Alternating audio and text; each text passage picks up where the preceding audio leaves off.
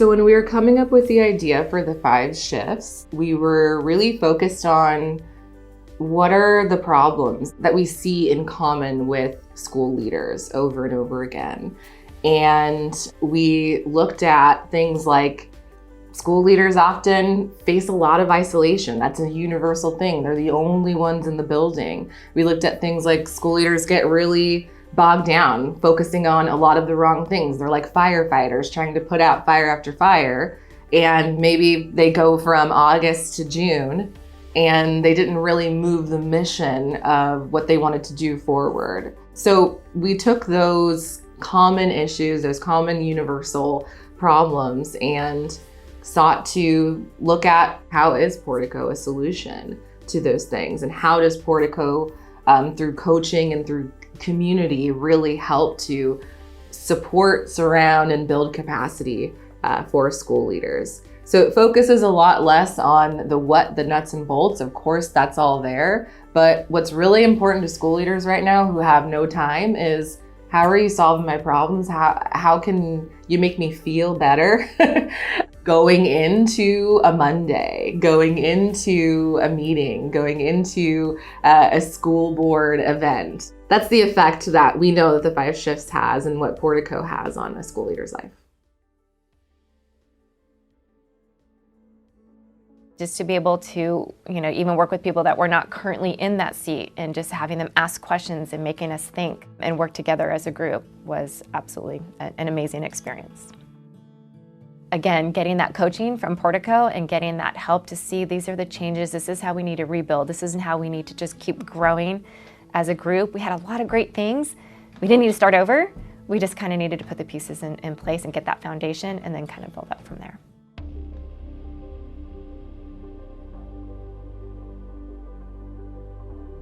Having Portico come into my professional life has been really one of the most magnificent things that it was unexpected. When I got the job in Vista, they said, oh, we're gonna give you a coach. And I was like, sure, whatever. We know about coaches, they're gonna come and go. And I was like, had no idea what I was going to be getting. And for the last couple of years, it's been a really life-changing experience, because I was struggling because I was new to the district.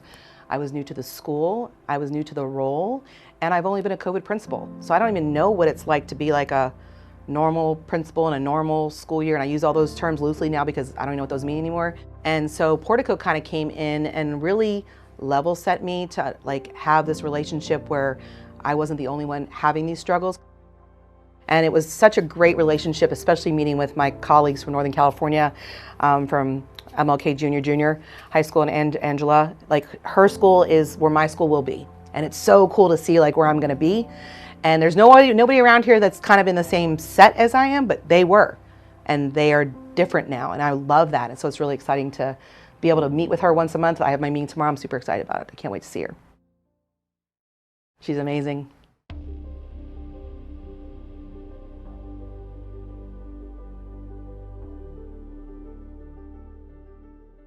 I don't think I've ever felt hopeless, but there have definitely been some times where, you're underwater breathing through the straw, so to speak, when you feel like there's so many things happening at once. I've noticed that usually when we get caught in that, it's usually because we're being reactive instead of proactive.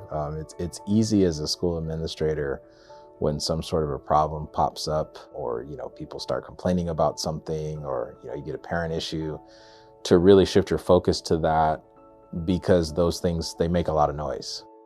But when you are being proactive and staying true to what the courses that you set, it's easy to stay focused. It's when you lose sight of what you're after and you get distracted by those things that pop up, then yeah, that's when it can get, you can get sideways real quick if you're not careful. So we try really hard as an administrative team on this campus to stay proactive as opposed to reactive. That's something that we tell each other all the time. Are we reacting to this? Or are we being proactive? And that doesn't mean we don't handle problems when they pop up, but we just try to not let them take over, and take precedence over things that are more important. That's when progress happens for us. That's when we're having conversations with staff and with students about what's working. That's when we're able to provide the supports for them that they need in order to be successful. Part of me being able to communicate that with them has been because of my work at Portico, because they help me kind of chop away the things that aren't really that important. Even though they might seem important, they're not really that important. So I kind of get to the root and the base of what I really should be focused on.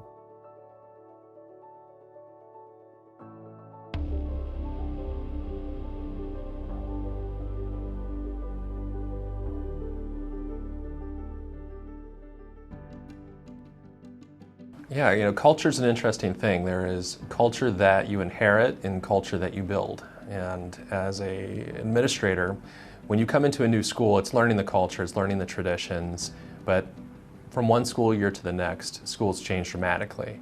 And when you're a new person, you have to learn those things and value traditions and value legacy. I think oftentimes leaders have a reputation of someone with fragile ego, and they need to be out front, they need the spotlight. And I think good leaders are the ones that are vulnerable enough to say, I don't need the spotlight. It doesn't need to be about me and what I want, it's about the we.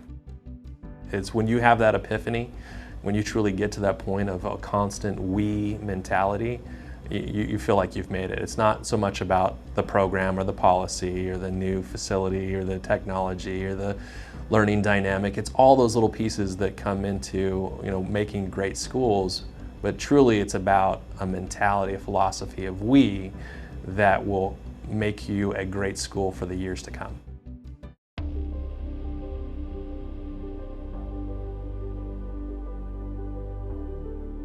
So many things needed to be addressed, and immediately that it really drove me to say, how am I going to get the help to do this? It's not going to exist here, and does the district have the resources to assist in that?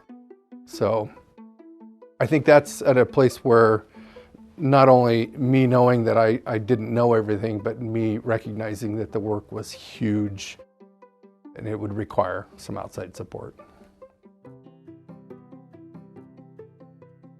And so, how do we turn something around? If there's clearly no pride in it, what does that look like? What are some of those solutions? And so the partnership there put us on a place to start to talk about, well, here's what we've learned. How can we now start to create that structure, that system for everybody to work inside? And then when we do that, isn't it easy to communicate to our stakeholders what we're doing and be transparent about the process? Establish benchmarks that everybody understands. Here's what it looks like when we're making progress. Here's what it doesn't look like.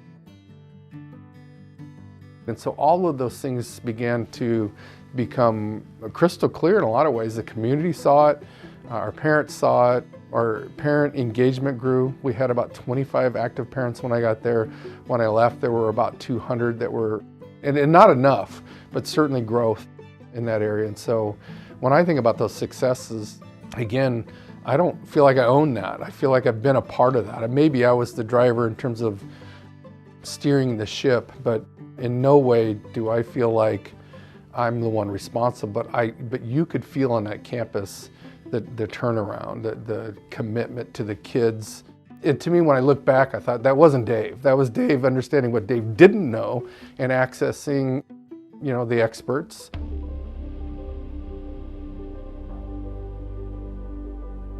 I don't know a principal who could not use coaching.